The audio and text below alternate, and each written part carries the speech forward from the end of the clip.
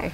So I think to start off with, let's find out from our panelists a little bit about the experience and the impact of receiving a diagnosis. So I'm going to ask Sarah and Amy to address what that was like getting that diagnosis and thoughts about that.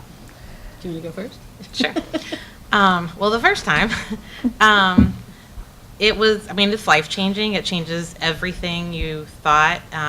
It changes everything you think for the future. Initially, it's completely devastating. I mean, the initial reaction is my child's never going to move out of my house. He's never going to get married. He's never going to have friends. He may never talk. And it takes a while to get through that portion. And so if you are seeing a child who has just been diagnosed, the parents are in shock. And that can last a week, a year, a decade. In most cases, parents work through that fairly quickly so that they begin to be the parent their child needs them to be. And then they're in shock, trying to figure out how to pay for everything, how to find the right therapies, how they know if this is right, because there are a lot of choices out there for us, and a lot of our kids benefit from all of them or the right mixture of them. And so we're in constant mode of, is this the right speech therapist? Should they also be doing OT? Should they do in-school OT and outside OT? OT is occupational therapy.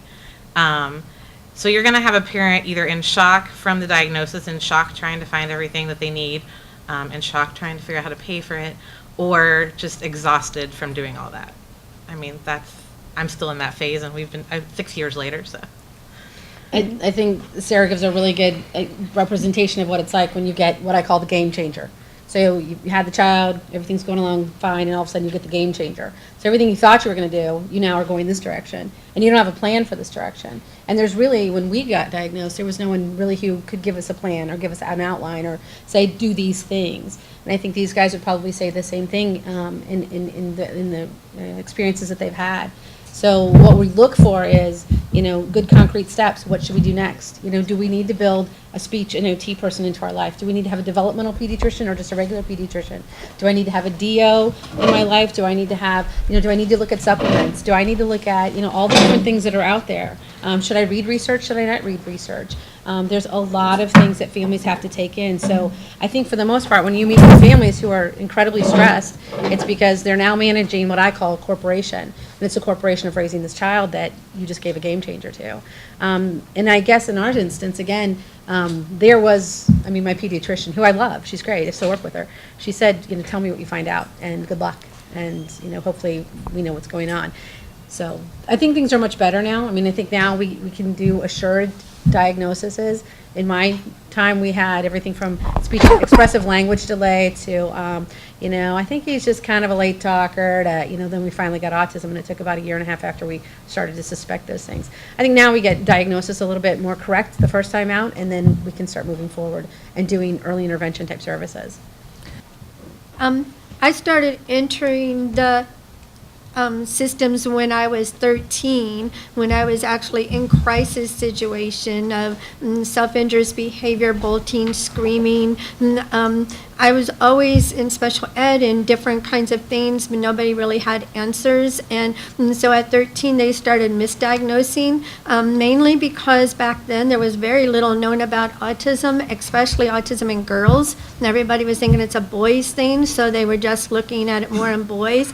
And stuff, but even in all my reports, they have all these symptoms that were classified that could be diagnosed as autism if they knew enough, because it was like poverty of speech, lack of functional language, no eye contact, all of these kinds of things. But I was diagnosed at that time as intellectually impaired and mentally having mental illnesses and things. So I grew up under that false belief, so that's what was wrong or different about me. And so I grew up from age 13 until my mid-20s or so in an institutional setting in locked mental health wards and things. And that was becoming my life for the longest time, and it kind of robbed me of having any normalcy of a teen life or experiences of growing up.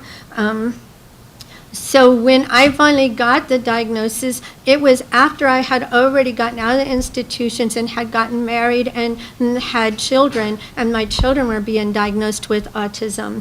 And it was through their diagnoses that the other professionals began to look at me closer. And then I thought the first doctor that told me that I had autism was very wrong. Something was wrong with him. And that I started seeking out all these other doctors privately without letting the other doctor know which doctors I've seen before. And they all were coming back diagnosis of autism.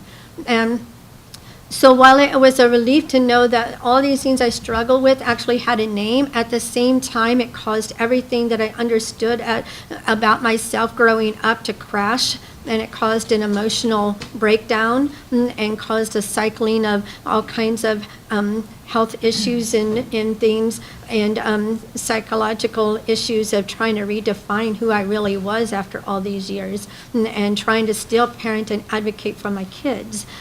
So that's the difference. And I think that even today, that a lot of females on the spectrum are still being wrongly misdiagnosed. There's not a whole lot out there understanding to look at the female version of autism. And so that's all I can remember to share about that.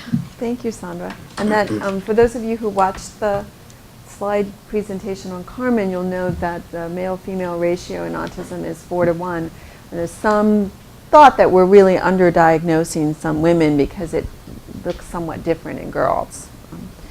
Roy, do you want to speak about when you first found out what your diagnosis was? Well, let's see. When I was first diagnosed, I didn't quite fully understand it at the time. It took me a while to figure all that out. Mm-hmm. And Do you remember how old you were? like when I was diagnosed. Mm-hmm. Or when you found out about it?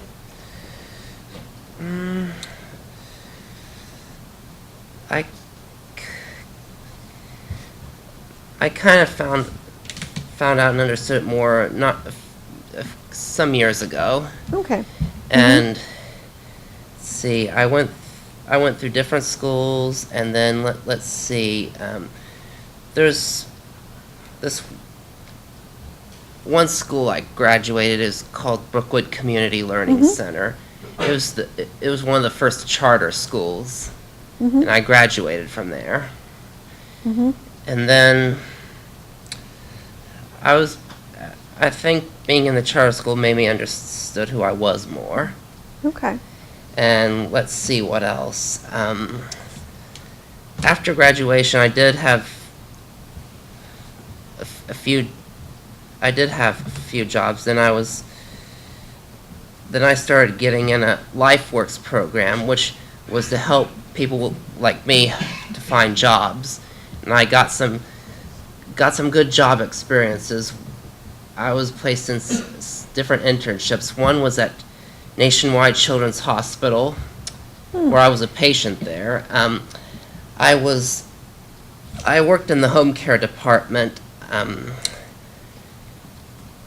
picking and packing. How that works is I packed medical supplies for the patients and made sure they got sent out, and sometimes I got to help make the deliveries. I also worked at Riverside Methodist Hospital, and let's see. Okay. I worked in the emergency department.